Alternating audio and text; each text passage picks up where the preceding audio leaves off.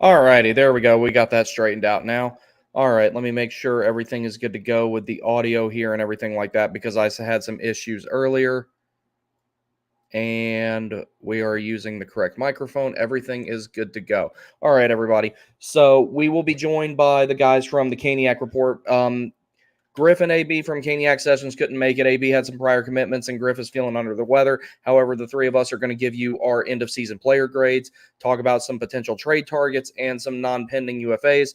Before that, we will go through some of the comments that we've had here. I've already seen a few pop up. And additionally, I have a little sneak preview of something I'm working on that I'm going to show you guys. It's not much. I haven't had the chance to do the audio voiceover for it yet, but it's the very first 20 seconds of the Slavin video. A lot of it's already done, minus the narration and the freeze frames and all that type of stuff. So I'm going to show that off here in a moment. And there is Sam Wallace. He's not at his table yet, but we'll see him in a moment. But yeah, so let's go through the comments here for starting out. Oh wait, no, that's not anyone important. That's the StreamYard default comment. I don't care what that one has to say. Alrighty, BTS, what's up, buddy? I thought this was tomorrow. Yeah, I thought, okay, if I did it wrong, forgive me, but today is Thursday, right? I know it's hard for me to keep up with stuff sometimes too. Let me get both of these guys in here, and there we are. Alrighty, Sam and Sam, good to see both of you. Hello. Alrighty. So I want to show something off real quick. It's not very long, and then we'll get into our end of season player grades, UFA targets, not pending on our current team, trade targets, everything like that. And I would like to have a legitimate discussion about maybe using Jarvis as a second line center if we didn't go out on the market and get one.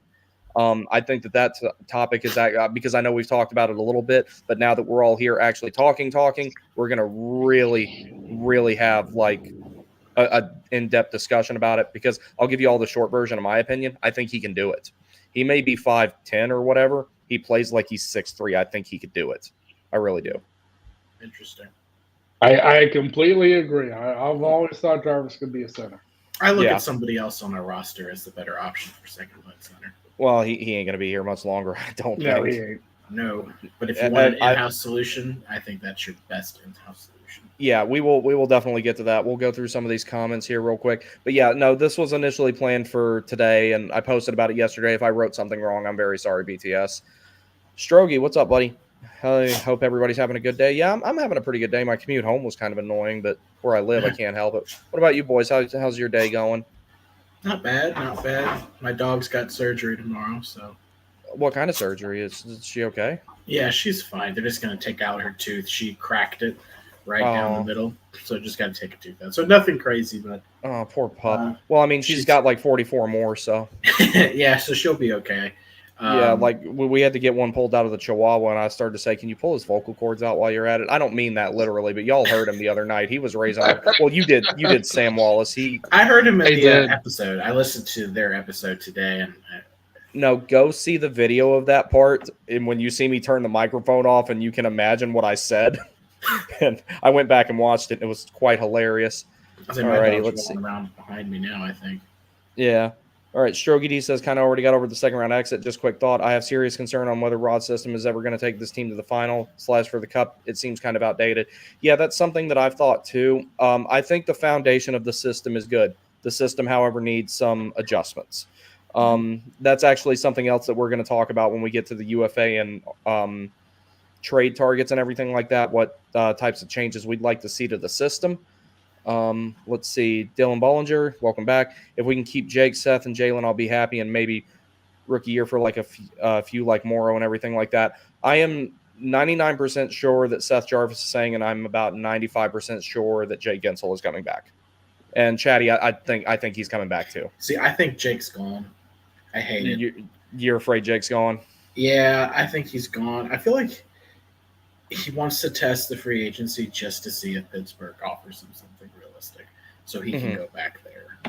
Yeah, we can't. I can't see Pittsburgh going out, reaching them. From what I've heard, and we can offer him the 8th year, and it sounds like he would value Turnbull for $1. So maybe. But I think I don't know. Just the way he talked, I don't know. We'll see. I hope you're right. I think that was a little market manipulation, though. He's like, hey, you're they right now. Do you want me to be part of we? If you want me to be we, add an extra digit to the front of my paycheck, and we can do that. Yeah, I think he deserves it, and I think you should give it to him. He's good. Dude, can you imagine if we'd gotten him before the season started and he had 82 games to acclimate to being with Aho? Like what I they think would it's have been like possible then? he has Oh, better yeah. playoff series. Yeah. Let's see. BTS, Jarvis and Chatty are guaranteed signings IMO. I'm 95% sure on Chatty. Jarvis will be back. If they don't sign Chatfield, they sure as hell better sign Pesci. Shea.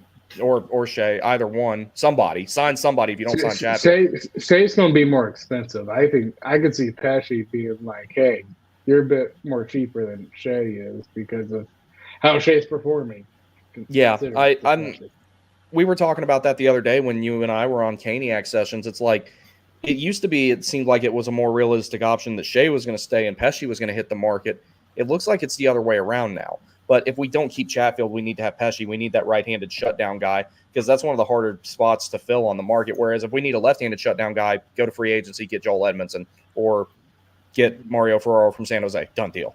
Mark Stahl possibly too. You know what? Well, we already had the other three. Might as well do that too. I have all four on this team at one point. Might have read it wrong. My bad. No problem, buddy. Let's see, Strogy D. I actually hate the Canes are losing. Nature's my favorite Cane by far, especially in the playoffs. One of the few that could actually make a possession zone entry. Yeah, that's going to have to be something I think that's on the system to change, though, more than it is the players, because Aho can make clean entries just fine. Gensel can make clean entries just fine. Svechnikov powers his way through the middle of the ice all the time. Part of it is a systematic issue, or a large part of it, I would say. Yeah, and you know what? Natchez, when he first came into the league, I mean, I thought he was my favorite player for some time until he had that one season where he was turning pucks over puck after puck after puck. I still thought he was really good just because he's clearly the best skater on the team by far, I think. Yeah. So it's going to suck losing him, but it's one of those things with Natchez where if you do not use him well in a trade, it can really haunt you. If you trade Natchez, you have to send him, unless it's to Boston for Allmark, you got to send him out west. And honestly, the more I thought about it, the more I look at a team that has a need, I look at Nashville.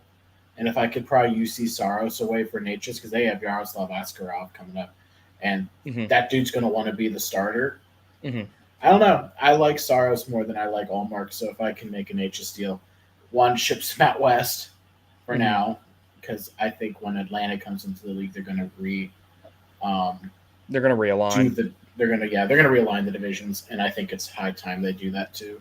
Yeah, that actually reminds me of another little thing that we'll discuss a little bit closer to the end. But what we're going to do is I'm going to play something real quick that's pretty short after we get through the rest of these comments here. Then we'll start doing the player grades. I got mine pulled up right here. And what we'll do for the player grades, the way that I'm going to go about it, we'll talk about the goalies first. Then we'll talk about the defense like in pairs. So I'll say what's your grade on Pesci and Shea. You grade them both individually. And then we'll go through the forwards individually, round table style. And then we will advance to the other topics if that sounds all right with you guys. Perfect. All right, cool. Let's see. Yeah, Jake is going to sign. You were right about that, Griff. I like nature, and also get well soon. Whatever's bugging you, I hope you feel better soon.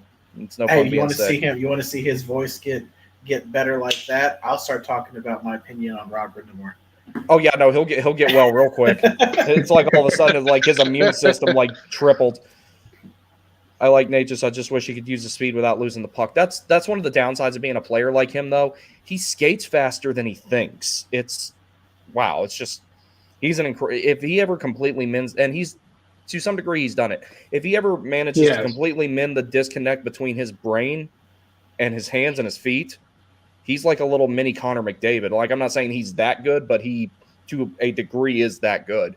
You know, there was a time in 2021 I was sitting there watching him play. I'm like, wow, this guy might be better than Aho. Like, now I'm kind of saying that about Jarvis. I mean, if we could have a player better than Aho, that would be nice.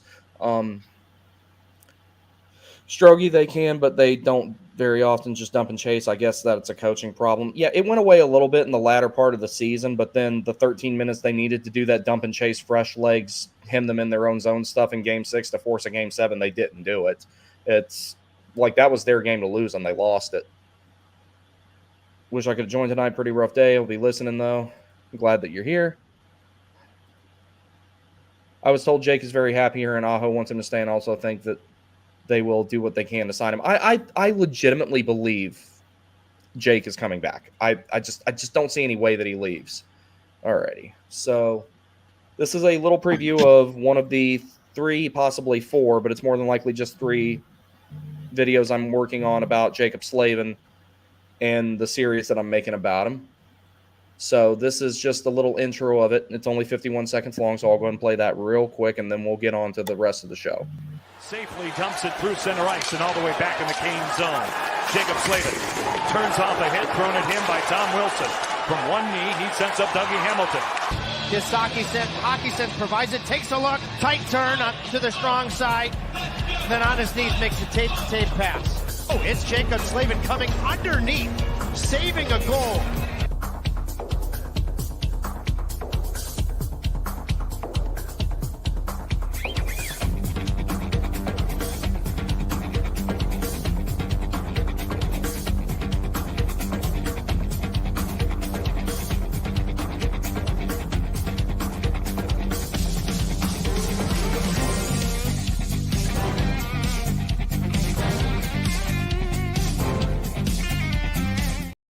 All right, so it's got a lot of work to do on it yet, but the first video is about 25% done.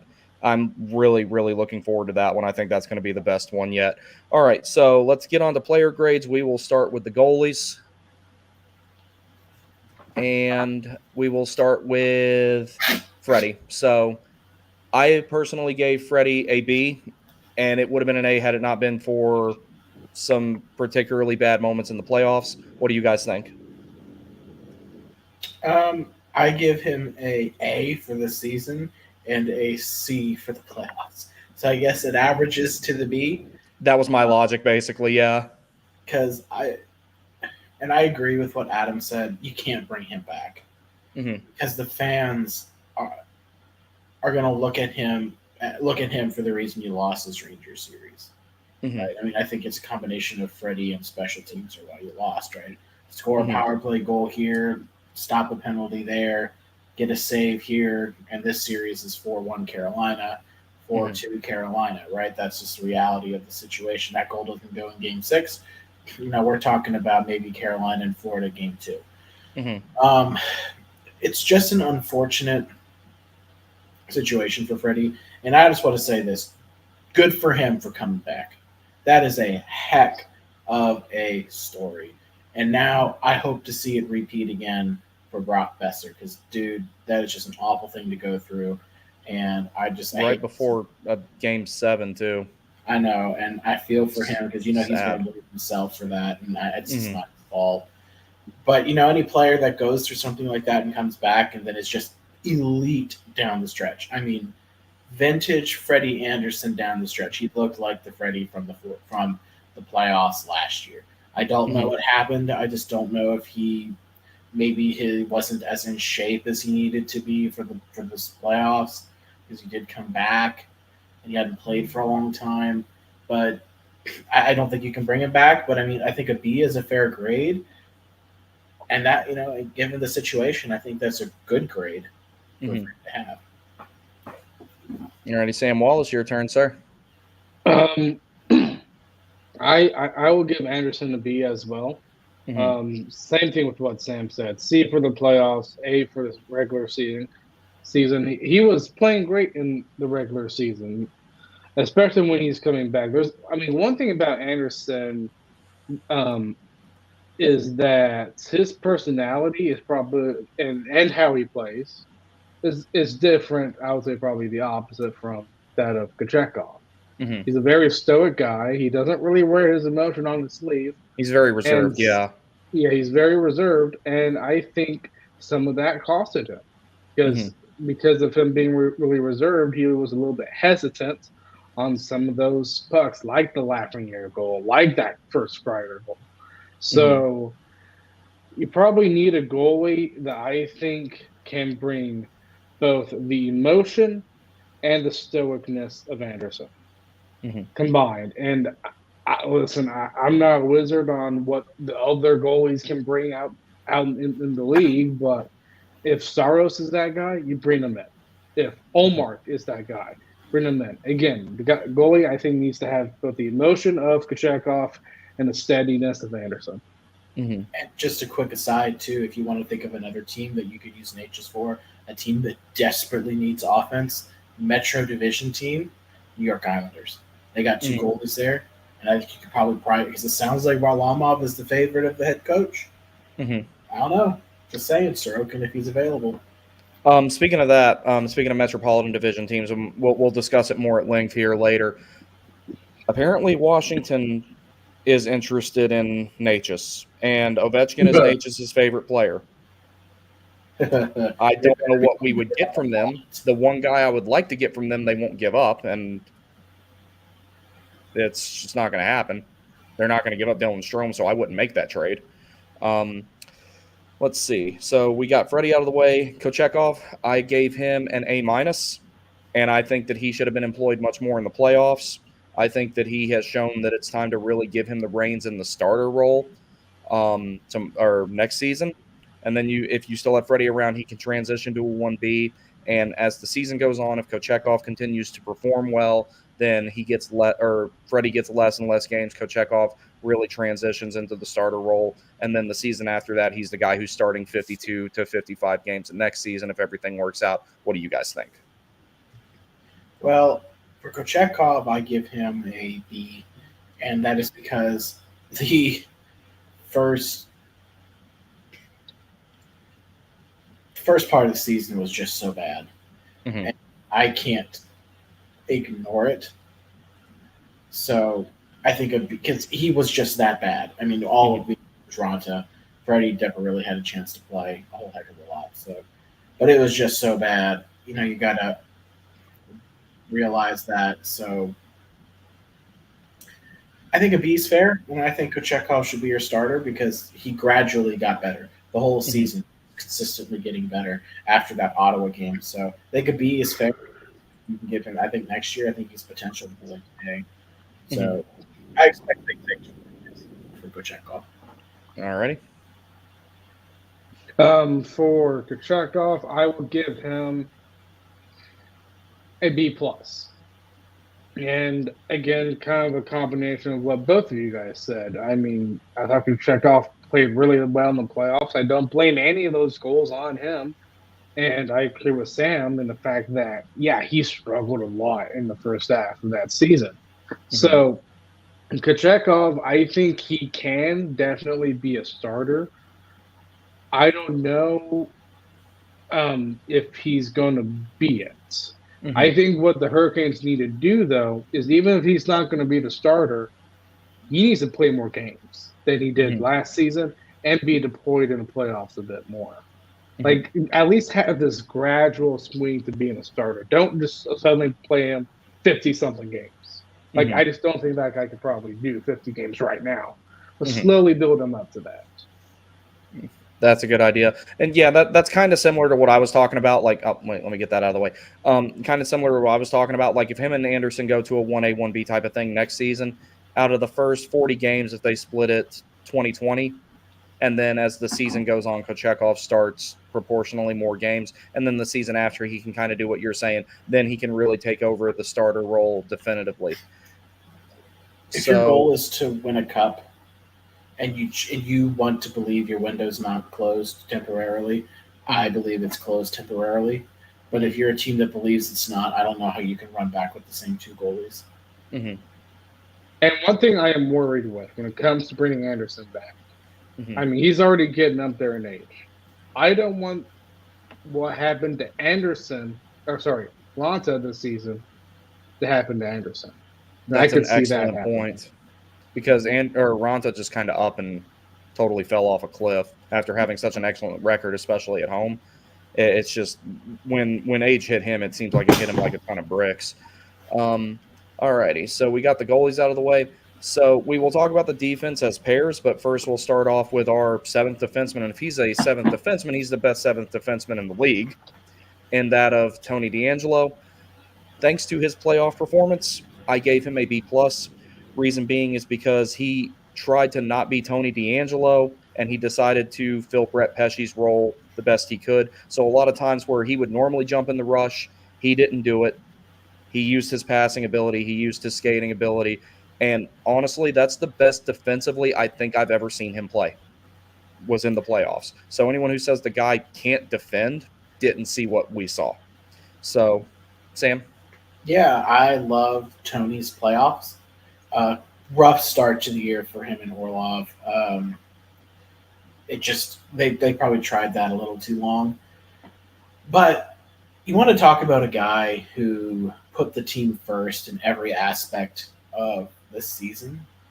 There is nobody else on that roster who did it, who had to go through being told, hey, we're bringing you in. You're going to probably be on the second pair.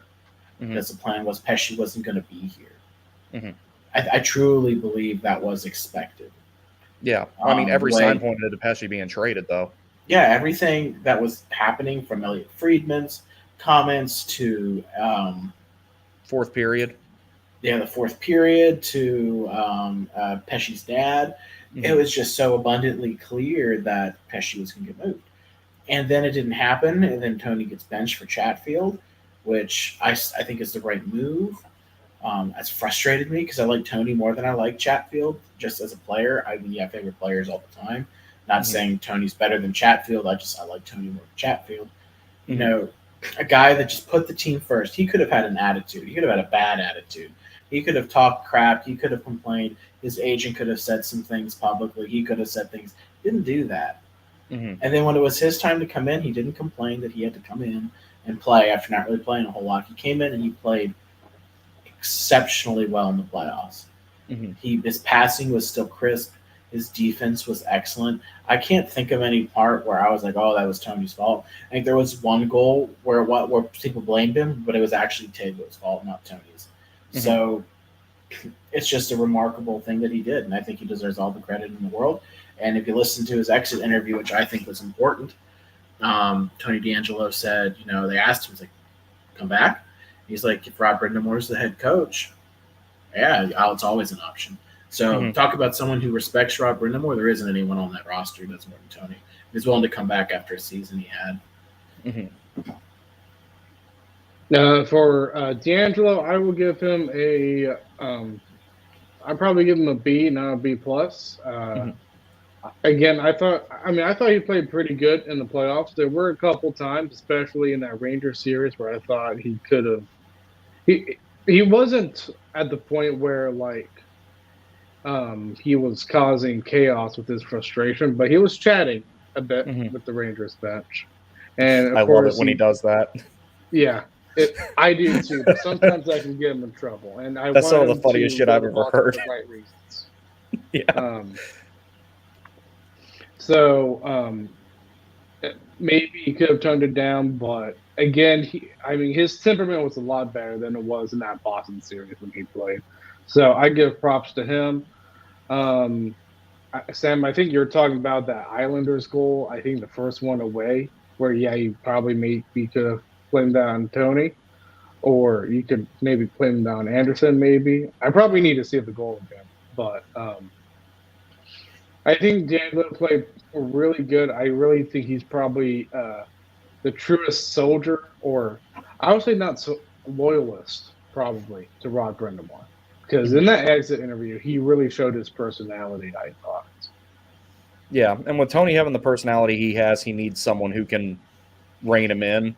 Because, we've seen what happens when he's not reined in. And even when he is reined in.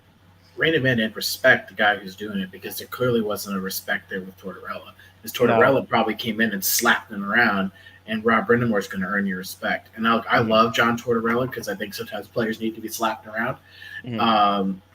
But Rod's a player, so sometimes you just have to talk to guys like that. Yeah, plus he's relatively recently removed. It wasn't that long ago in the grand scheme of things that Brindamore was playing. All righty. So now that we've talked about, I will give Tony an A+ on the chirping though, because the shit that he says that gets caught on those hot mics is hilarious. Like when he's yelling at Adam Pella, "Go polish that fucking bowling ball during intermission." The funniest shit. I will fight you anytime. Alrighty. So and he threw his gloves down against the Rangers too. Oh, dude, did you hear Jordan Schmaltz's commentary on that? If you haven't seen that, I got to send it to you. It was hilarious. No, I haven't.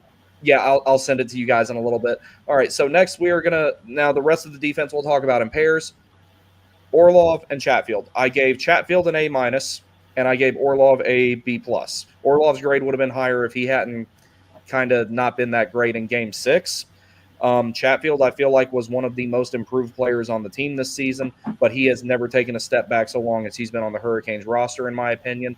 The reason I think he's a safer keep than Pesce is a little bit younger, a little bit faster, a little bit better of a skater, has a little bit more physicality to him. Healthier, safer investment. Now, I'm not saying that he's better than Pesce in every single way, but as far as like someone who I'm like, this kid can play for 5-6 more years, I'm not saying to sign him to that. I would sign him to like 3.25 by 3 or something along those lines. But Chatfield is someone that I would like to keep with the team, especially with Orlov having another season. I think he could play with Nikishin potentially when he gets here, which would be my biggest reason to want to hold on to Chatfield. So what do you guys think? What grades did you give these two? Chatfield, I agree, A-. Orlov, I'm going to say C+, because I really think it was over half the season before we really started to see Orlov become his thing. And then at that contract, I still can't swallow very well, and I guess that's going to cloud my judgment of everything he does, whether it's fair or not. So that's my opinion on that pair. I bet Shea's about to get, if he stays here, I bet he gets a deal like that, like a highly loaded short-term deal. I'd do that 7.75 by 2 for Shea. I'll do it. Yeah, I would do that. Move Orlov. Move Orlov out of here, then replace it with Shea. Yeah, I'd do that. All right, Sam, go ahead. Yeah, sign Tony. Please sign Tony. Yeah. So Chatfield, I mean, I think he's probably the best skater on the blue line, in my opinion, because I think he's that fast. I know. I think it's between, honestly, probably him and D'Angelo when it comes to the being like the fastest skater on the blue line. I think Chatfield, but not by much. It's debatable, I think. But Chatfield has been amazing. Obviously, he plays. Honestly, I think he kind of plays like a defensive sound Tony D'Angelo, because they both have great skating abilities. Just Chatfield's a little bit, I would say probably not a little bit, but a lot better. Well, maybe a little bit on defense than D'Angelo is, whereas D'Angelo excels on the offensive side of things compared to Chatfield. So I really like Chatfield. I think he deserves a big raise. I do. And I think with Orlov, I'm going to have to give him – I'll give him a B- because start of the season, he was not good. But considering what Burns went through his first season, I'm going to kind of let that a little bit slide, because it seems like it does take an adjustment period to play under Brind'Amour. So Orlov played so much better in the second half of the playoffs. Couple things I didn't like in the playoffs, like Game 6, but overall, I think Orlov's playing. I think he's playing like a $5 to $6 million player, but not a $7 million player. All righty. And one other thing, here's what I'd like to see, though, on the Pesce and Tony front of the skating. I think if you have them race and they don't have a puck, Chatfield wins. If you have to, say, skate to the other end with a puck in your hand or with a puck on your stick, Tony would win. Because the puck anchors some players. I'm not saying it anchors Chatfield, but Tony gets faster when he has possession. I think that, like, if that was a factor, if you put them in a foot race, then if Tony's got a puck and Chatfield's got a puck, Tony would win. Because it's an anchor to some players, and it doesn't anchor Tony at all. If it's just go from end to end, Chatfield, I think, would get him by a few steps. All right, so there's more desperation there from Chatfield, I think. Yes. Yeah, Chatfield's all about getting from point A to point B and doing what he has to do, whereas Tony is all about creating time and space. All righty, so our next pair that has been probably our best one over the past 4 seasons, Brady Shea, who I think we all hope he comes back, even though that price tag is going to be something, and Brett Pesce. I gave Brady Shea an A, and I gave Brett Pesce a B+. What do you guys think? I give Brett Pesce a C+. I didn't like his season. Again, I guess maybe again viewing this from the lens of he wasn't supposed to be here. And again, I truly don't. I think this was his worst season he's had as a Hurricane, health wise, play like skill wise, offense wise. It was just bad. Defense wise, he was still fine. He wasn't like a liability. Dude just can't shoot the puck to save his life. It's always into the shin pads. It's always like, oh my god. His highest shot velocity ever was 83 miles an hour. I shoot at 80 miles an hour. You see, Brett Pesce's like you look at everybody on our blue line. If they wind up for a clapper, I'm probably getting out of the way. If Brett Pesce's winding up for a clapper, probably like, oh, I could probably. It's like getting bit by a mosquito, I bet. I love Brett Pesce. He's one of my favorite players ever. But I remember the game when they played against the Penguins in January. I was there and over the night that he scored the 2 goals, and when Tavo goes to do the drop pass, I bet Tavo was probably sitting there thinking when he realized, he's like, oh, fuck, of all the people for me to pass the puck to on this team. And fortunately, it worked out, but like, because me and my dad were like, oh, shit, because we were sitting with AB, and we were like, that's not going to end well, and fortunately it did. But Sam Wallace? Shea, can I go higher than an A+++++? I mean, yeah, I don't think there's going to be anybody on the roster that I'm going to rank higher than Shea. He did everything you asked for, defensively, offensively, quarterbacking the second unit eventually. I mean, what else could you ask for from Brady Shea? Dude deserves to get paid, should get paid, and I'll tell you right now, one thing I said after every time he got a point at PNC Arena, I looked over at our friend John, who sits next to us, and I said, sign the man. And I'm going to tell it again, sign the man. I agree. Yeah, I agree. I think we need to sign him too, but man, Hurricanes, they're in for with the cap this year. So it's not going to be easy. I would say with Pesce and Shea, I mean, it's funny because when that pair first got together, I was like, oh, Shea's having a hard time. Pesce's doing really well. But now it's flopped. I think Shea's obviously been doing a lot better, and Pesce has slowly been declining, especially what's very noticeable, I think, is his skating ability. And one thing I would think with Rod's system is that you will excel in his system if you're a defenseman that is very mobile. Or else you're just going to get washed. So, which is why he didn't like Jay Gardner. But Brett Pesce, while his defense at times to me, I was frustrated with because I think at times he can be a top 2 defenseman with his defense, and at times he's a top 4. And I was like, he could be a little bit better. His skating, I think, is probably one of the worst on the team. I would say that. So Brett Pesce, I'd say probably a C. Yeah, a C, a straight C. And Brady Shea, A+++++, and plus. A million pluses. Yeah. Yeah, no, I absolutely agree that Brady Shea has been excellent. He's the only true all situations defenseman on the team, and he definitely shows that. So that's why if they give him the Orlov treatment and just keep him for 2 seasons, I'm good with it, because then by then Nikishin will be here, and then we got other options. If you give him 2 years, imagine him playing with Nikishin. Ooh, I could go for that, and then Nikishin could play his offside and generate more offense. You can go Slavin, Morrow, Nikishin, Shea, Chatfield, and Tony. I'm good with that. Hell, that's a pretty elite defense right there. My dog's over here freaked out because he hears the thunder outside. All right, so our last defensive pair, Jacob Slavin and Brent Burns. I gave Jacob Slavin an A+.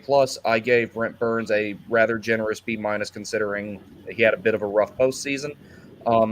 Jacob Slavin, it's going to be painful, but I'm going to go watch Game 6 so I can clip some Jacob Slavin footage. I feel like he was our best player that night. He has been our most consistent defenseman again all season. And if it wasn't for him, Brent Burns would have turned the puck over in a lot more messed up situations than what he did as the season went on. So The B-, like I said, kind of generous for Burnsy, but I feel like Jacob Slavin gets an A+ because he continued to do the exact same thing that he's always does with consistency. So, gentlemen, tell me what you think. Well, I thought Jacob Slavin, as always, did Jacob Slavin things throughout the season. I think he had a few more off games in the playoffs than normal. But even a Jacob Slavin off night, I mean, it's Jacob Slavin. So, yeah, dude deserves an A because I thought he had a great season. Brent Burns, sorry, AB, Matt, give the dude a C-. I didn't like his season. It was pretty consistently. I thought he was off. You just cured Griff, though. Yeah, probably. he probably feels better now. Well, like I said, if we want to talk about Rod, we can bottle it up, and then Griff could just open it up anytime he feels bad, and you'll get that rush. Yeah. But Burns, no, I thought he had an awful postseason. Season was So I think the C- is fair. I don't want to see him back next year. I don't view him as fast. I don't think he's fast enough to keep up with this team. Mm-hmm. So if you can move him, I think that's great. If he stays here another season, I don't really have high hopes for next season as like elite, like deep run playoff. So yeah, I mean, if you can move Burns, awesome, move Burns. But if not, I think you need to look at limiting his role, and I think that's one of the benefits of having Scott Morrow and Tony in your roster next season. Is that either of them would be a solid option with Slavin. Mm-hmm. No, I agree with that. Other Sam? Brent Burns, he definitely had a down season. He really did. I believe his first season with us, he had around 60-something points, and I think he just hit 30 points this season. So his offense has come down, and that's what he's known for, is his offense. So when his offense goes from being a 60-pointer to a 30-pointer, that's already something I have a huge concern with. But he's shown that he can play defense, but at the same time, he's not known for that. He's known for offense, and I think that's why a lot of harp is on him, because he hasn't brought it, and he hasn't brought it on the power play. And my gosh, on that power play, Burns, I still think he has a great shot. He needs to use it more on the power play. He really does.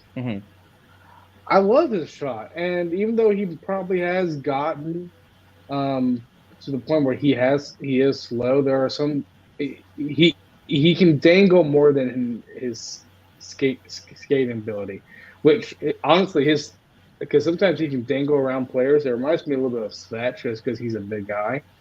But Burns, I think what you do with him probably in coming into next season, probably shield him a little bit just because of his age.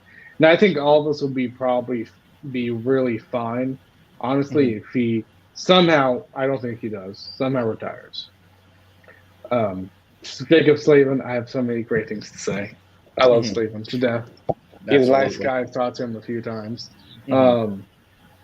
And I mean, he's the most consistent defenseman, I think, on the blue line, and he's the best defensive defenseman. And there is some offensive spark, not as much as Shea's, but there is some offensive spark in his game, which makes me think he's just I think he's a franchise defensive defenseman, in my opinion, because he's that good.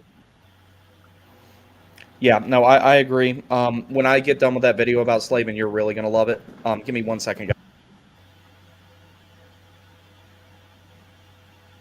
I had to discipline my big dog. The other day it was the little dog, and today it's the big one. Alrighty, so that gets us through the defense. So we will round table on the forwards one at a time here, since the line's changed up a whole lot. We will start with some of the more depth forwards. Now, here is who I think improved the most over the season and has shown that he definitely has middle six potential as a center. Maybe not a pure cut 2C, but high-end 3C. Jack Drury, I gave him a B. Yeah, I'll give him a B too. I thought he was good. I don't think he comes back next season because I don't think we have a spot for him. because we don't need a 3C with Kuzi. We need a purebred too. So, love Jack.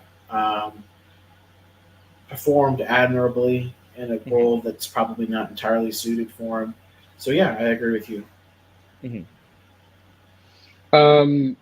Drury, I give him a B. I thought throughout the season and in the playoffs, he gradually got better.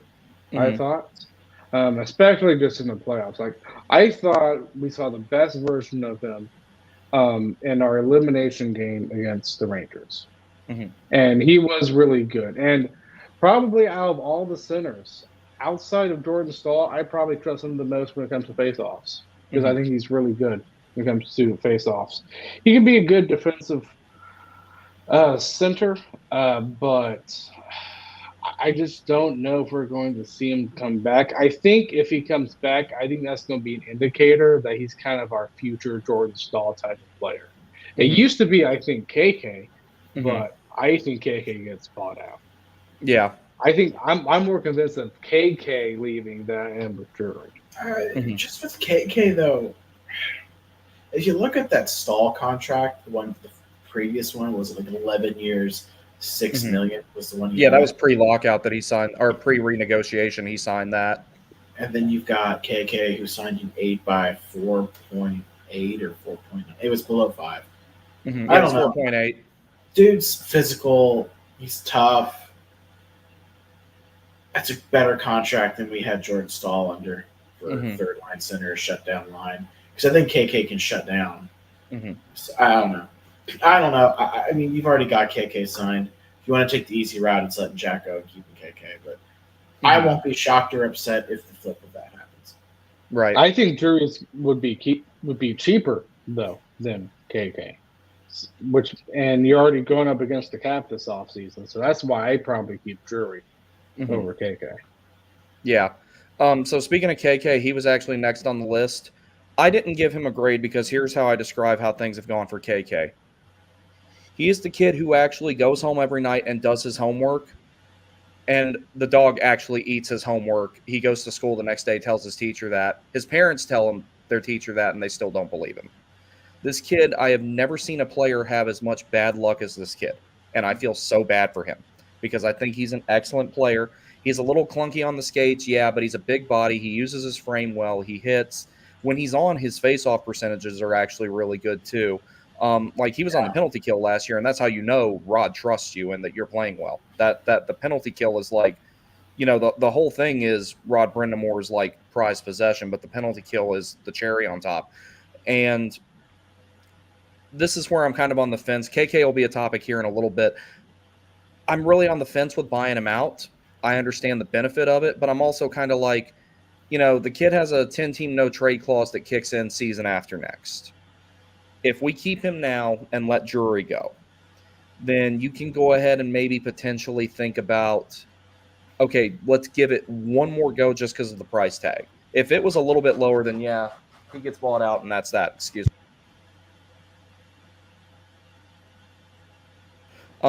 So that's where I'm kind of 50. I'm so torn. I don't envy the position that they're in having to make a decision about KK because it's not like the kid's another Pierre-Luc Dubois. He's trying. He's busting his ass. And that's why I'm like, well, if Pierre-Luc Dubois can get an 8x8 deal after he proved over several years he doesn't care, I'm reluctant to give up on someone like KK. I really am. Yeah, so, I tend to agree with you. I hate the idea of giving him a grade. Go ahead. Yeah. That's why I didn't give him one. I just said, did his homework, dog ate the homework. Yeah, I agree. I'm on the fence too. I recognize the value. I'll be right back for a second. I recognize the value of cap space. I recognize the value of what, you know, of having that extra, I guess it'd be like high $3 million extra dollars to play with, right? This organization hates dead cap. I mean, hates dead cap. I just tried so hard in the playoffs. I could name. I could pick games and not even just games, but like periods too. That KK was the best player. When he hit the knob of Varlamov's stick in overtime in Game 4 against the Islanders, I was like, that sums it up for the kid. That's happened to him all fucking season, minus the very beginning of it. But yeah, I'm reluctant to give up on this kid. If he wasn't trying, then I'd be like, yeah, no, fucking get him out of here. And if I'm saying if you can get a good deal for him and retain $800,000, so you don't have to worry about paying 12 years of that, then do it. Let him get a change of scenery and see what happens. But just up and buying him out and giving up, I don't know, man. It's just that's just something I don't think I could do if he just was out there, doing cardio, sure. But that's not what's happening. Yeah. I mean, with KK, I thought you tried a lot more in the playoffs than I think he did in the regular season. I would give him a grade. I'd probably give him probably that of probably that of like a grade that where you don't pass but you don't fail. So probably like a C, maybe a C minus. But with KK, there are some things in this game that needs to be better. One thing that I really do like about KK is I think he has a really great shot. And I think he's good in his defense, a lot like Jack Drury. And I thought we saw his shots really show how good it was at the very beginning, beginning of 20, like probably 10 games into it or something. Like, he was amazing. And there have been some speculation that I've seen of maybe he didn't agree with what happened after the players only meeting in Vancouver. So, I'm not saying that I'm opposed to that, but it's an interesting point. That does make sense though, because it's about the time that he fell off a cliff. It was. And he was playing really. He was probably our best forward up to that point. So yeah, I can definitely see that. Let's see. All right, so we've talked about KK some.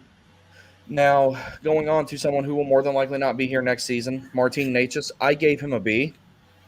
I feel like that he's kind of hit the ceiling he's going to hit with the Hurricanes. I don't think there's a next step he can take in this system. We know how amazing of a player he is. It is incredibly noticeable. His skating ability is the best on the team and some of the best in the league. He's absolutely magic with the puck in the offensive zone, but he's a high-risk, high-reward guy, and a lot of times the high risk outweighs the reward with him. I don't know if that would be the case if he had a change of scenery or not. I would wager to say that those things would be mitigated if he played in a more offensively geared system, but I think that he has hit his ceiling with the Hurricanes. What do you guys think? Yeah, another criticism, I think, of our system abroad, and I mentioned this on our podcast. Players like Jeff Skinner and Marty Necas aren't valued. High skill is not valued over work ethic. And I don't think you should put one over the other, because sometimes I think skill can just take over and it'll give the appearance of you're not trying. Not saying Necas doesn't try or Jeff Skinner doesn't try. I'm saying those are two players that I think are going to have similar fates, because Rod Brindamore doesn't value skill as much as he values work ethic. You can say that's bad. You can say that's good. You can have an opinion one way or the other. It's a fact. That you probably saw Salmon. Boy. Oh, God, I hated that guy. But, yeah, well, I mean, I think there's a difference between work ethic and zero effort and, trying and, I'm not, because Skinner and Necas didn't have zero effort and zero care. Semin had zero effort and zero care. He got paid and checked out. Yeah, and that was what my dad said he was going to do that. He called it. He said when they signed him to that 6-year deal, he's like, that's the worst mistake this franchise ever made. Yeah, I mean, because, well, one, at the time, Russians had a reputation of doing that. Mm-hmm. When they signed those big contracts, they stopped caring. Ovechkin broke from that, and I'll give him credit for that.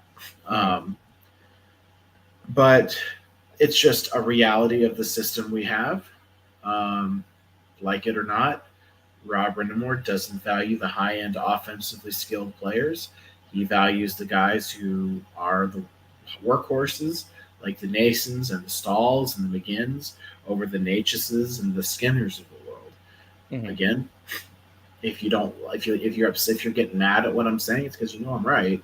And that's just what he does. That's why Skinner wasn't here. That's why Natchez won't be here. Because if any other team, Natchez would be a second-line center, and he'd be lighting the lamp. I mean, dude's going to go score 80-plus, maybe even 100 points next season with some other team because he's going to have that freedom.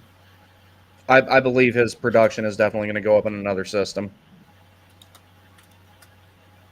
Alrighty. Sam, what do you think?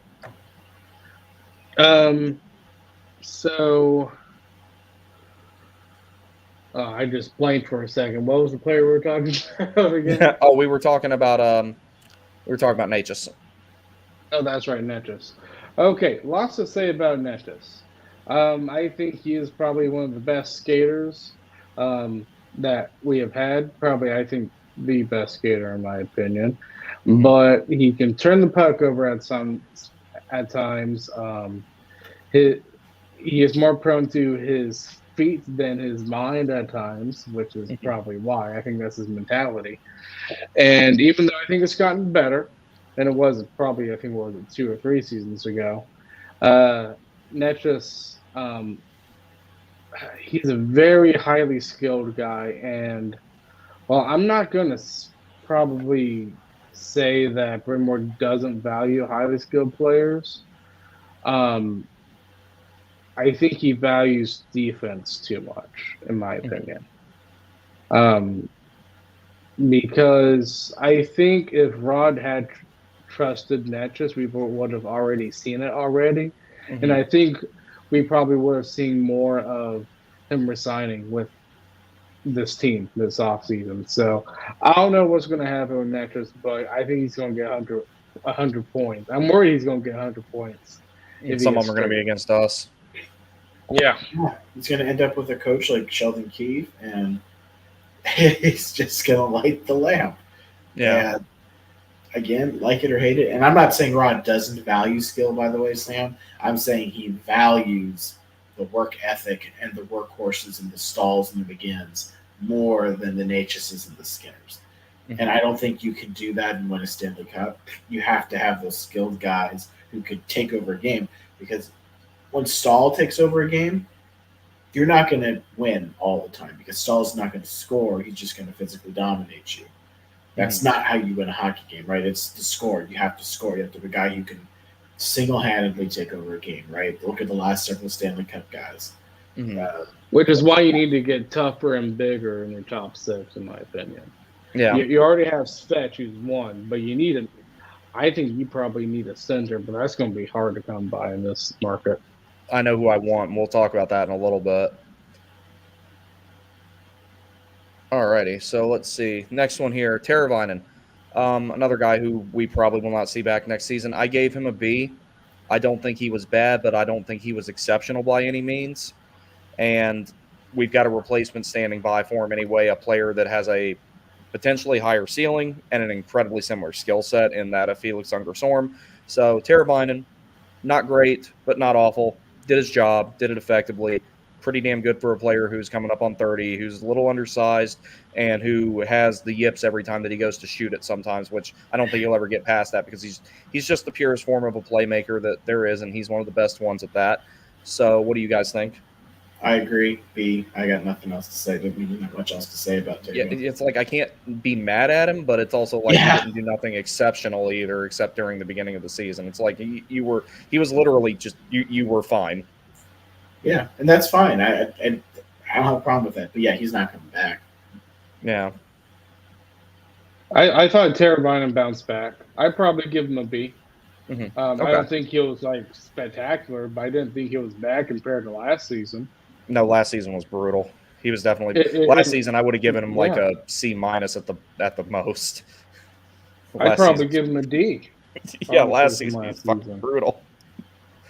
Alrighty. But I mean, it showed that he was. I mean, he's more steady than Natchez. Mm-hmm.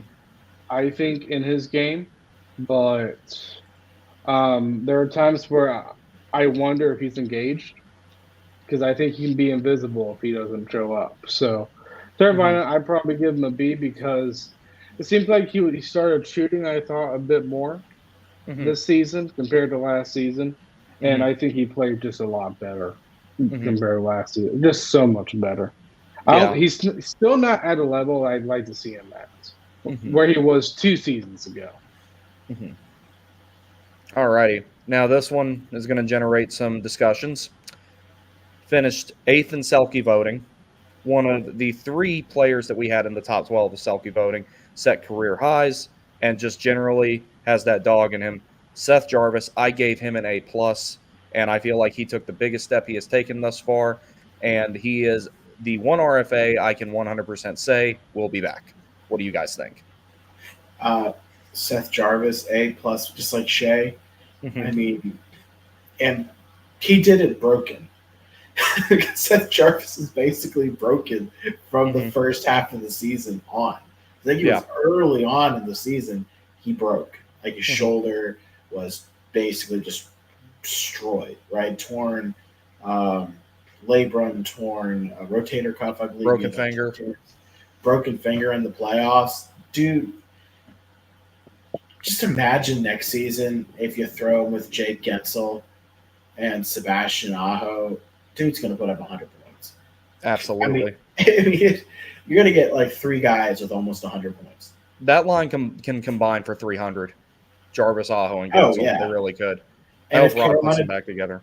And if they don't want to take a step back, that's how you do it. You sign Jake, you sign Jarvis. Your top line is going to get you 100. Yeah, like 300 points combined, if not very, very, very, very close to that. Yeah, I could see all of them being like 90, 95. Especially, I don't think Aho's ever going to get 100, but I don't see any time where he's going to have less. I don't think so either. Yeah, I mean, I don't think there will ever be a time he has less than point per game, though. I think he'll be consistent until the very end of his career. I like, even when he's like older, like 32, 33, I still think he'll rack up a point per game just the way that he plays. Jesper Fast, this is another one of those guys. He did his job. Utilitarian player, can move him up and down in the lineup as you need to. We definitely felt not having him in the lineup because it kind of threw the entire lineup out of whack in the playoffs, not having him there. It did. Even he's like a glue. He is. He's a utility player. You can put him just about anywhere. So I gave him a B+. Nothing exceptional, but he excelled in the role that he has. Agreed. I agree with that too. I give him a B+. I hated that last game in the season. Yeah. Where he got hurt. I just hated meaningless that game. Completely meaningless game. It was. Well, I mean I'm definitely a proponent of saying the regular season's too long, but that can be its own discussion entirely. I don't think it should be 82 games, and I've felt that way for several years. And what made me start thinking that was like when the Hurricanes started making the playoffs all the time, I was kind of like, damn, I don't even have time to miss hockey, and then it's back. It's like I feel like it's like I watched 5 Braves games, and it's like, oh, look, a preseason starting with the NHL. So the next one on the list I have here, Andrei Svechnikov, I gave him a B+. Svech, I think that next season he's going to be on another level. Reason being is because he didn't train like normal last summer. It was all about rehabbing the torn ACL. So him coming back and putting up nearly point per game once he got going was very impressive. He also was point per game in the playoffs. If he could learn to not take the axe to people at inconvenient times when he's already on the, NHL referee terrorist watch list, we would be much better off. So if he could get the stick discipline down, I think that we'd be okay. He still plays with that physical edge, though. So B+ for me. What do you guys think? Yeah, I agree. I don't think there was anything out of this world great about Svech's game this year. I don't think he was bad. I know he didn't feel he even said he wasn't 100%. So, we're going to get a lot of guys 100% this next year, and I think that's key. So, I agree with you. Yeah, I agree too. Svetch, I really do think if he can have a full season where he's healthy, he's going to get, I believe, or hit 30 goals. Because I think that's his strength, is goal scoring. We haven't seen it fully yet, but I think he can if he has a very full 82 season. He cannot get hurt, or else I'm going to start wondering about his health, and that's not good considering the contract that he's on. Yeah, he might end up like a Justin Williams / Eric Cole, never really playing full Yeah, season. I just don't want that. That's my only concern for. That's why Justin Williams was being an traded. Injury-prone player. Williams was traded from here because of the injury problems. So Yeah, hopefully that's not the case. But we'll see what happens. I hope he's healthy next year. But the way he plays, it's just the likelihood of getting hurt. Yeah, if he plays a full 82, I'd be worried about him being healthy going into the playoffs, honestly. It's just because he plays a heavy game. It seems like he dialed that back at times this year, and then that didn't translate well for him in terms of production. So I think that he turned it back up. So hopefully he'll find that happy medium between being able to lay the body at the right time but not having to finish every single check. So speaking of physical players, one of the most physical guys on the team, Jordan Martinook, I gave him an A, the same thing that he wears on his sweater during away games. Martinook is a role player. He's a glue guy. He's a heavy forechecker, and he provides an above-average amount of depth scoring. I think more than anything, he's really good at galvanizing and motivating the team through the way that he plays, and he is someone who I think will stick around and I think also needs to stick around and will take a pretty good deal to do so. What do you guys think? I agree. I wouldn't be shocked if he's back. Wouldn't be shocked if he didn't come back either. But yeah, I agree with everything you said. I'd be more shocked if he didn't come back because I realized, and I think all of us realize just how much of a voice that guy has in the locker room. And I will give him an A based on pure work ethic. Nobody to me outworks more than Jordan Martinook. Maybe Stahl at times, especially in the playoffs. But in the regular season, I really thought Martinook just showed how good he can be. Honestly, I kind of expect probably a little bit more of Martinook in the playoffs because we saw what he did with New Jersey. But I still think he gets probably around maybe if we can sign him for $2.5 million or below that, I'd be fine with that. Yeah, I said I can't see him being a $3 million player. Yeah, though. I just can't. The only reason I said maybe 3x3 is because that's going to be the last contract he signs with term. Anyone he signs after that will probably only be a 1-year deal, and it'd probably be league minimum because he plays wide open. So, like 3 years from now, he's going to be beat the fuck up. So that's the only reason why I thought maybe he would pursue a 3x3 with us. And if he did ask for that, I'd be okay with giving it to him, especially if you know that a bunch of other guys are not coming back. I think you need him. Say again? Like Chad LaRose. Yeah, he's a lot like Chad LaRose. Chad LaRose played until basically he got told you have to quit. He was in the ECHL when he quit playing. Like, I admire that guy. I think from what I had heard from people who were who had some information on it, it sounded like his knees just weren't. Yeah. No, the doctors told him you have to quit. You cannot play hockey anymore. So speaking of physical players again, another one who wears a letter, but this one a C, Jordan Stahl.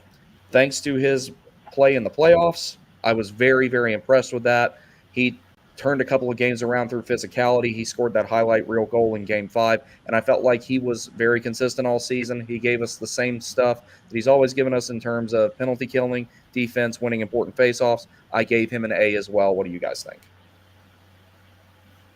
I agree. Yeah, with Jordan Stahl, I give him an A. But what's funny about Stahl is before Brendan Moore came as head coach, I wasn't that big of a fan of Stahl. But it seemed like Brendan Moore, and I mean, we've said this along certain lines about Brendan Moore's system. I mean, he's just perfect. He's really just perfect in that system that Rod plays. And I think because of that, he really does excel. He really turned it up. I would say specifically in that Rangers series. Mm-hmm. Like, he was just amazing. He was hardworking. The only thing is that he just doesn't have a lot of skill, and I just don't think you can win a Stanley Cup with him being your second line center. Mm-hmm. Yeah, I agree with that. And I also, that's a great observation regarding how his game fit in better under Rod than it did under Peters or Moeller or anybody like that. When he came into a defensive system, his skill set really, really showed in the best way. So I don't think Jordo's going to play his whole contract. I think he just wanted to give himself enough chances at getting another cup. But as far as I'm concerned, age is not a factor with him at the moment. He might be a little bit slower, but he's still doing everything right, everything that he's supposed to do. So another guy that I hope to see back, but I'm 50-50 on whether he's going to make it or not, especially based on a little bit of his exit interview, but I definitely want to see this guy back. Plano, Texas native, Steph Nason. I gave him an A. He is a role player and a depth scorer, but he's one of the best ones you can ask for, and he's definitely not going to be on league minimum next time around. What do you guys think of his season? I thought Steph Nason had a heck of a season. I agree with your rating. I don't think he's going to be back, and I talked to Sam a little bit in our podcast. If you want to look at a guy, if you want to pay around the same amount, probably more, you have to pay a little bit more to get him, but you're going to get the same kind of work ethic, same kind of play style, a little bit more skilled Dakota Joshua. Mm-hmm. That could be a good one. That could be definitely a good pickup in his stead. He's a little younger, or a lot younger, actually, if you think about it. All right. Yeah, I think with Nason, I mean, I love the player to death. If he leaves, I am going to be a little bit disappointed because I think he probably maybe a little bit of Foss, even though I still think he is a little bit more skilled than Foss and a different role. But I would say Nason is kind of that bridge between the Ahos, the Gensels, the Jarvises, and who have all the skill and the players that have a lot of work ethic but not a lot of skill, like the Jarvis, not Jarvis, but like Stahl, Faust, KK, Drury. He's really, to me, that bridge. So I think Nason, if we do keep him, I'm be happy because you can put him in a spot where I think he is going to excel, in my opinion. I think he's that good. Mm-hmm. Yeah, he's one of those guys that if we lose him, we have to replace him with a comparable player, or 5-on-5 will suffer and the power play will exceptionally suffer. Alrighty, so going on to one of our 2 trade deadline acquisitions, Jake Gensel. I was torn on giving him an A- or a B+. I ultimately settled on a B+. While he did acclimate quickly, the lack of him shooting in the first round of the playoffs really irritated the hell out of me. Yes. Eventually, he got over the yips and started shooting the puck. I know he was adapting to a new system, adapting to new line mates. This guy, as we've talked about, priority 1, sign this dude right now. But I gave him a B+. I was teetering on an A-, and I think that he would be an excellent piece to the future. Yeah, I think Gensel had a great time here in Carolina. I really, really, really, really, really hope we re-sign him. And I give him an A-. I thought he was just so good. Whatever he did in the Rangers series for me made up for what he did in the Islanders. Yeah, he's been really good. Really do love the player. Alrighty, so next one. Unexpected that we got this guy, but we got him, and I thought he did well and was utilized incorrectly. Hopefully that's not what happens with him next season. Evgeny Kuznetsov, I gave him a B+ as well. He had to adapt to a much more defensive system than what he's ever played in, and while he did not do so seamlessly, I think he did so pretty well. What do you guys think about Kuzi's game? Completely agree. It's why I got his jersey. Yeah. Oh, I like him. Like him a lot more now. Yeah, I like Kuzi. I thought he started off hot. I thought after that he kind of maybe hit a wall a little bit offensively. I think that was when Rod's structure kind of got to him probably a little bit. I mean, one thing with Kuznetsov that I will say, he's not as defensive as probably the Stahls and Drurys, but I think that's fine because you need the offense and that he provides, and he showed that in the playoffs. I was baffled when he got scratched. Yeah. I don't think he should have got scratched. That was but another ultimately coaching malpractice from Ron. Yeah, I know. I thought that was stupid, in my opinion. But Kuzi, I give him B plus. If he hadn't hit that wall, I thought after he got hot, I probably would have given him an A. Yeah, I hope he's utilized correctly next season. I really do, because we didn't spend much to go out and get the guy. I'm not saying that he needs to be killing penalties and shit like he was in 2018, but I think that he needs to be utilized in a second line center or at least a high end middle six center role, especially if you go out and get another center, which is apparently on the Hurricanes' radar. Something tells me they're going to go get somebody that we're not expecting, kind of like they did Trocheck. That's what I see happening with that. We're going to sit around and speculate. Keep an eye on John Tavares. Okay. Want to talk about a player that fits what Carolina would take advantage of? A team that's cap strapped and could unload a contract. Say you buy out KK, you move Freddie's contract away, and somehow Burns' contract is off the books. But even if, let's not count Burns. Let's say it's Freddie, KK, out of here. We can take almost the entirety of that Tavares contract, give up very little for it because Toronto's just going to want to unload it. It's for one season. You get a second line center out of it. Keep an eye on Toronto and Tavares. Yeah, no, I'm definitely interested to see what happens with that. So, last forward, unless I forgot somebody, I don't think I did, though, on this list. If I forgot anybody, please let me know. Let's see, we went over Drury, Natchez, KK, Turbo, Jarvis, Fost, yeah, I've got him saved for last. Martinook, Jordo, Nason, Gensel, Kuzi. So I'm making sure I didn't forget anybody. I was saving Aho for last. I can go. I'll go real quick here. Okay. Yeah, go ahead. Ice. You guys go ahead and talk about Aho. So Aho, I think he's the closest thing we had to a superstar, in my opinion. Even though I thought Jarvis took a huge, huge step. I still think Aho's a bit better just because I think Aho plays more of an overall complete game than Jarvis. But Aho, man, I was very happy that we were able to get almost 90 points. I think he needs to hit 90 points. I think that's his expectation for next season. But overall, I think he's been very good. I do. Alrighty. Sam? Aho is Aho, right? He can score. He can play make. He can shut down.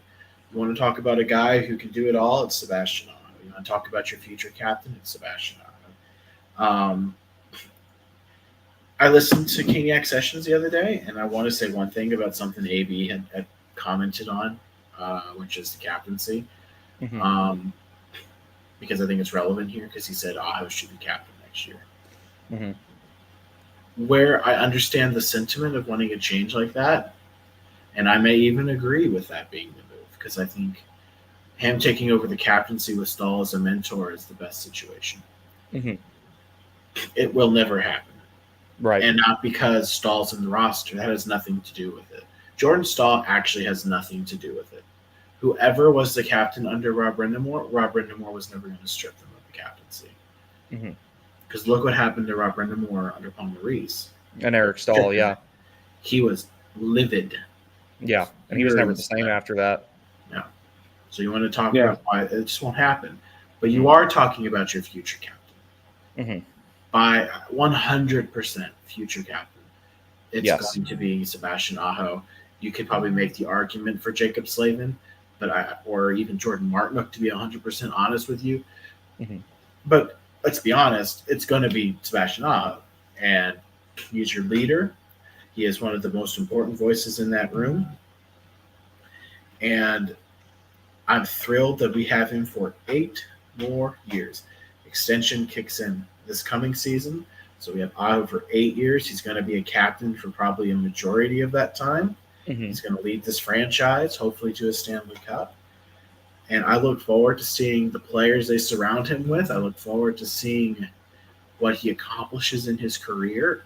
And this is just another milestone season for him. I think he was career year in points. And he was. Yes, in the playoffs, if you look at his stats, they have been the exact same. There has not been a change. It's either 11 or 12 points in the playoffs for Sebastian Aho, so you probably want that number to uptick just a tad. Mm-hmm. So, I mean, if you want to complain about anything, I'm going to give the man an A. Mm-hmm. It would be you want him to continue to excel after the season ends and into the playoffs. But even then, I think Aho has still excelled, but you want him to find that next step in the playoffs. And I think he can, and I think he will. Yes. So I gave Aho an A+. I think that this guy is legitimately – I think he's a superstar personally. No one will ever acknowledge that because he doesn't put up the numbers, but a lot of the quote-unquote superstars in the league don't have nearly as complete of a game as Sebastian Aho does. So basically I'm agreeing with everything that you guys are saying, that this guy is the most well-rounded player that you can imagine. He does a little bit of everything, and he does it in a high-skilled fashion. I really love his defensive game more than anything, and I think that flies under the radar a whole lot. This kid should have multiple Selkies by the time that his career is over. I think that he's one of the best defensive forwards in the league. He's one of the best penalty killers in the league. You can use him in all situations, and as you guys aforementioned, that will be the next captain of this team. Slavin's a good guy to have a letter because he has that calming presence, but Aho will go in the locker room and be like, hey, what the fuck are you guys doing? And kick him in the ass a little bit, and Slavin will be the guy who kind of is the calming presence and everything to make sure it doesn't get too out of hand the other way. So I think that's the best part when it comes to them. And Aho's, like I said, I think he's going to be a point-per-game guy until pretty much near the end of his career, and I doubt that the 8-year extension will be all we see of him in Carolina. I think he will be here for life. He's the face of the franchise as it is. He's going to be this franchise's best and most successful player other than Jacob Slavin. So I legitimately believe that this guy, if there's going to be another statue outside of PNC, it's going to be of Aho. And that's another thing you need to do. You got to sign Slavin this offseason. Good Lord. That's going to get done. I'm not worried about that. I'm not worried about that at all. I'm 100% that will happen. Alrighty, so we got through all of the grades, and now we are going to take a quick look at. We won't talk about the other stuff so much because I know you guys probably don't have a whole lot of time on your hands. Because when we get to talking about this type of stuff, it goes on forever sometimes because we're very, very into this. All right, so UFA targets, not pending ones that we have going away. Do you gentlemen have any? Elias Lindholm, in my opinion. And that's a good one. Yeah, Lindholm.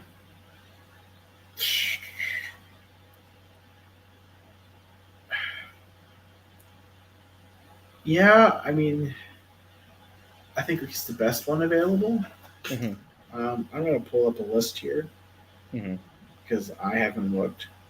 Oh, and also any body you would want to trade for as well, and any scenario you have in your mind of any of our UFAs coming back or not feeling back, whatever hole. Imagine whatever you want to imagine in terms of what roster we have and what holes we have to fill when you're thinking about answering this. If Sam Reinhart, I think Florida's going to throw the bag at him to keep him. I do too. Brandon Montour, if you want another defenseman to replace Pesci. Yeah, I was going to say if we don't get Pesci and or Shea back, Montour would be a great one. I mean, if Stamkos is available, good Lord, give him whatever. Give him the checkbook and say, put a number down. I've heard that Dundon likes him. Wouldn't be shocked. Yeah, I mean, he likes Kuznetsov. Who doesn't like Stamkos? Matt Duchene. Mm-hmm. I mean, I think there's some players. If you want to talk about trading, again, John Tavares. Just look at the Hurricanes' history. Everyone's going to be like, we don't want Tavares. Toronto hasn't done anything since Tavares has been there. He was good in New York. I don't think he's the problem in Toronto. I think it's a culture problem. And if you want to talk about a team that has more pressure on it than any other franchise, it's Toronto. And that's not a non-factor, by the way. That is a factor. It was a huge factor. You grip the stick a little too tight, you aren't going to do a whole lot. Mm-hmm. But sending Tavares comes to a smaller market where the pressure, it's high, but it's not Toronto high. Mm-hmm.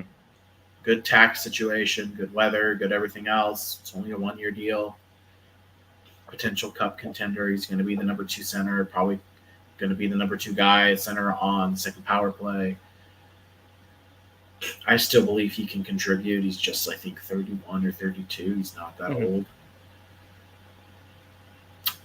If you want to talk about a guy and a situation that is known, Carolina is known to do. It's what we did with Brady Shea. It's what we did with Vincent Trocheck.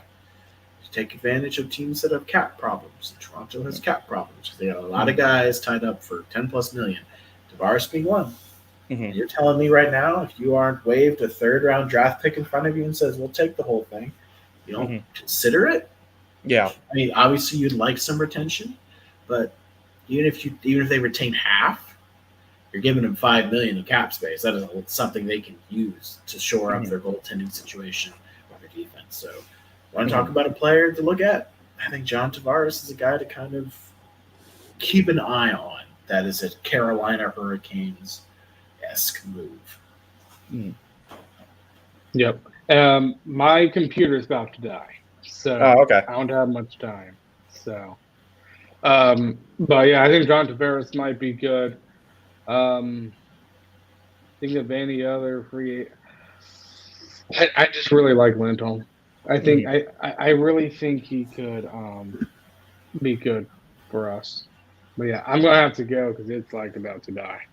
Alrighty. Yeah, we'll wrap this up here shortly. What we'll do is we'll pick up sometime next week and we'll do the rest of these topics in depth and everything at some point or another, because like I didn't think we would take this long just talking about grades, but I forgot how detailed we like to get about these things. So if AB and Griff had been here, this would have been a 4-hour video. Yeah. But yeah, no, we will absolutely pick this up. So what we'll do is think about any more in-depth, however further in-depth you want to go with potential trade target, non-pending UFAs for us, and also Natchez as a 2C if he were to stay here, which is highly unlikely at this point. Jarvis as a 2C if he were to stay here, or which he will stay here, but whether he would be employed in that role or not, and if he would excel at it, we will discuss that at some point next week. Until then, I think I'll just go through all these chats here and talk to all these guys. Gentlemen, thank you very much for joining me. That was a lot of fun. It always is. And we'll try and get the whole group together here soon when AB's not preoccupied and Griff's feeling better. Awesome. Sounds good. Thanks for having us again. Oh, absolutely. Yes, it was fun, thank guys. you. Yep. I will see you next time. Bye. All righty. So we've got all that taken care of right there. So I'm going to go through the rest of the chats here and we'll talk about a little bit more, and then we'll go ahead and call it a night and everything like that. Let me go back here and make sure that I'm where I stopped at. BTS says, I hope the Rags get swept by the Panthers so I can post. So that's the sweet the Rangers fans were talking about. I miss Big Mac, a.k.a. McElhinney. Yeah, I really liked him. Matthew Powell, what's up, buddy? Good to see you. Honestly, Tony should be Slavin's partner again, and Burns should be third pair. Either that or Burns has got to be open to ending his Iron Man streak, because I don't want to see him play that many games. Do you want an Iron Man streak or do you want a cup? Like, that's a decision that I think he has to make. Matthew also says, good evening all, by the way. Yes, this has been a very good evening. It's been a lot of fun already. BTS also says Keefe is the Devil's new coach, and then they made that cringeworthy post about it too. Like, oh my God, that was disgusting. I mean, then again, I'm one of the, and me and my girlfriend were actually talking about this earlier, like the whole, I don't know what the big deal is with Big Bang Theory and, all that other stuff. I'm just kind of like, I couldn't get into that show, and somebody told me I was intellectually deficient because I couldn't, and I'm like, no, I'm not. We'll knock Hall out of the playoffs again. I'd be good with that. It's like certain traditions have to be maintained, and that's one of my favorite ones. I'm going to get one of those Hall of Sucks bracelets, too. Dylan Bollinger says, Jack really impressed me this year. Yes. That's why I think he's not going to be here next season, because we need to move some of these guys out to prevent the log. Jack falls in the category of needs to be moved out as opposed to needs to be re-signed. So I'm hoping if they can move him in advance of July 1st and free up some more money, so that way we can try and keep some of the guys we really want to keep. And I'm totally cool with giving Shea the same contract that Orlov has. Nate just did really well in the playoffs. I thought well enough to make me want him back, but it doesn't seem like he feels the same way. I just don't think Nate just is ever going to ultimately come into that mold, because now we know Brendan Moore's going to be here for the next 5 seasons. So if there was a possibility that there was going to be a coaching change, then, you may have to pivot on whether you hold on to Natchez or not, depending on who you hire. I just don't see a future here for Natchez with Brendan Moore being in charge. Let's see. Anything anything a player leaves, I don't get sad. I say bye, good to know you. I seriously couldn't care when a player leaves. There's been a few I've been upset about leaving, but never any that like made me cry myself to sleep or anything like that. Now, if Aho or Slavin left, I'd be really sad about that. And the first time that Tony got traded, I was like kind of pissed about it, but I didn't know we were in on Brent Burns. And at the time, that was a huge upgrade because you could also rely on Brent Burns to kill penalties. I don't want Tony on the penalty kill. I'd rather put 3 forwards out there if everybody else is hurt than put Tony on the penalty kill. And I'm a big Tony fan. Alex Sturber, welcome back. Yes, exactly. Sebastian Aho is an 80, 90-point guy who can do everything. Rod has molded him into an all-around superstar. Henceforth, why I came up with the name of that video that I made about him, Sebastian Aho, a modern Rod Brindamore, because you can really see the influences in Aho's game since Brindamore became the head coach and moved him over to center. You can really, really tell like how different Aho's game, how it evolved from being, he was a dynamic goal scoring type of winger, and he evolved into being this really good 200-foot player who still put up a ton of offensive numbers. And, he just does everything. And like I said, the defensive side of his game, how far it's come, impresses me far more than the numbers he puts up. But I'm a sucker for good defense. That's why I love Slavin and Pesci and Chatfield so much. If they can remove the KK contract, I think the Canes should target Chandler Stevenson. That's a good one. I hadn't thought about that because he's a UFA. He'd be a guy Vegas can't really hold on to, but would have a cap hit maybe $2 million higher than KK. Yeah, that's the only thing to consider with someone like Chandler Stevenson, but he's also a little bit more proven. If they're going to hold on to Marchessault in particular, they're probably not going to be able to keep Chandler Stevenson. But this is also Vegas we're talking about. Somebody will stub their toe and end up on LTIR so that they can keep everybody that they want. So in that regard, fuck that organization. But I know that like they're probably going to either try to pull something like that or they may let Stevenson walk, but never count out Vegas's ability to create a hut team. The RHC or right-hand center I want more than anyone else is Tage Thompson. I'd give Natchez plus to get him. I would too, because Thompson I think would be a really good fit with Brindamore. He's got all that size, he's got all that reach. He's a really linky guy, and he uses his size and his reach he's really good at regaining possession of the puck and getting body positioning on people, getting the stick in there, lifting it, using his frame to push him off of it, and getting possession with it, and then he extends his arms and creates time and space with it and everything like that. That being said, I don't think that there's any way in hell Buffalo would ever give up Tage Thompson. That would be like us giving up Aho. I could see them maybe giving up Dylan Cousins, maybe, if Natchez is in there. The only realistic trade that I see happen, and it depends on what happens with who we manage to sign. Here's the thing that I think is going to happen in the event that we can't retain Brady Shea in particular. I could see Carolina finagling some way to get KK sent to San Jose, sweetening the pot with a pick, maybe a low-end prospect, and saying, take 3/4 of this contract, or maybe you retain like $800,000 or something like that, and you bring Mario Ferraro back the other way because the Hurricanes have been linked to him multiple times. And then you have your bottom pair left-handed guy, or if you need to go out in free agency and get somebody, Joel Edmondson would be someone I think would be great to bring back. Yeah, there's a multitude of options there. So I'm going to go ahead and wrap this up because I have to go to my normal day job tomorrow because I'm never going to make any money off of doing this. That being said, all you guys that have come in here and been supporting the stream in the comments section, listening to everything, and giving all the engagement over on X and over here on YouTube. Thank you guys very much. I appreciate you being here and everything like that. Videos will be a little bit more infrequent for me in the coming weeks. I'm going to be working on my other 2 channels, and I also am working on the Slavin video that I showed you a little bit of a preview of. And that's going to be a 3-part video. Each video is going to be about 12 to 15 minutes long. And I'm breaking down his game even deeper than I did Aho and Nikishin.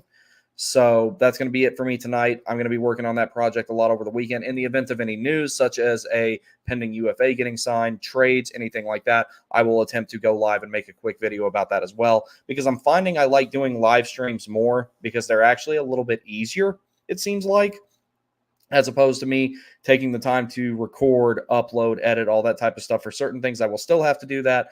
But for stuff like this where I can just come on, do casual discussion, talk about something like a trade or a UFA signing, it's pretty easy to just jump on here and talk about it. and use the StreamYard banners to display any stats that I would need to or anything like that. So last comment here, also from Alex. He says, thank you for broadcast, gentlemen. Glad I could catch the last 10 minutes. Have a good night, y'all. Yes, and thank you for joining us. I really, really appreciate it. Like I said, couple more weeks. It'll be a couple of weeks that I'm probably not making a ton of these. I expect to do something on Saturday with my buddy Steve, the Rangers fan. We are going to do a casual episode where we talk about hockey. We've also played together. We played beer league together. We still play together. We just haven't done it lately. And him and I are also very big aviation enthusiasts. He plays Microsoft Flight Simulator. He loves to fly commercial jets, whereas I'm more of a DCS guy and I love fighters. So him and I are going to, compare and contrast what it's like to fly the friendly skies, whereas I like shooting, missiles at people and dropping bombs on things from my virtual F-16, whereas he takes his Airbus from somewhere here all the way to France. So thank you guys. I appreciate it. Y'all take care. I will see you next time.